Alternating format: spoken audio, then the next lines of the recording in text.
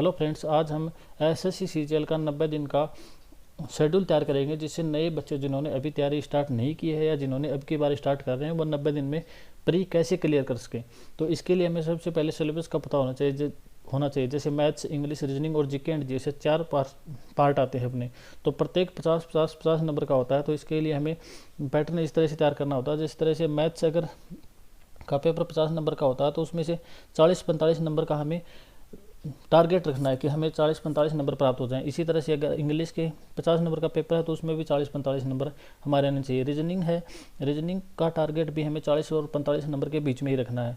और GK and GS का हमें 18 से 25 नंबर का टारगेट रखना है, क्योंकि जीके एंड जीएस का पोर्शन जो है वो बहुत लंबा होता है, इसलिए हम उसमें इतनी ज़्यादा प्रिपरेशन नहीं कर सकते हैं, क्योंकि अभी हमारे पास 90 ही दिन है। तो हमें हमारा शेड्यूल इसी तरह से तैयार करना है। अगर जनरली हमें नॉर्मल पेपर भी अगर दे दिया जाए अभी बच्चों को, तो वो भी, क्योंकि थोड़ी बहुत तैयारी जो अब सीजीएल की कर रहे हैं उन्होंने थोड़ी बहुत की होगी, तो अब भी वे 200 नंबर में से लगभग 80 नंबर ले आएंगे।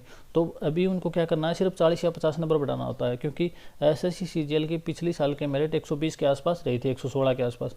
तो हमें 200 में से 120 नंबर लाने हैं। तो इसके लिए हमें इस तरह का पैटर्न बनाना है कि हमें टारगेट इस तरह से करना है कि ये नंबर हमें लाने हैं। अब देखो, सब्जेक्ट के हिसाब से अगर हमें देखें तो मैथ्स की तैयारी वो हमें पर डे 3-4 घंटे करनी होगी।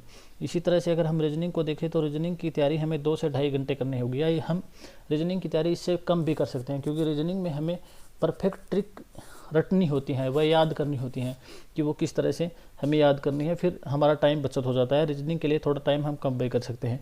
इंग्लिश को हमें मैथ्स के बराबरी टाइम देना है, क्योंकि जिन बच्चों की इंग्लिश कमज़ोर है वो अपनी इंग्लिश पर भी फोकस करें।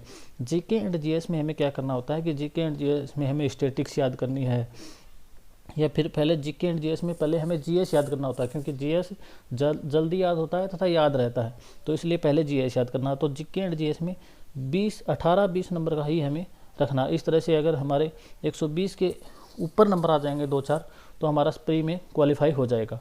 तो इस तरह से हमें प्री क्वालिफाई करना है। आगे अगर हम देखें हमारे पैटर्न को, तो इनके साथ साथ हमें क्या करना होता है कि ज़रूरी है कि हमें कंसिस्टेंसी बना के रखना है। हमें लगातार अपना टाइम जो सेट किया हुआ है वो 90 दिन तक बना के रखना है।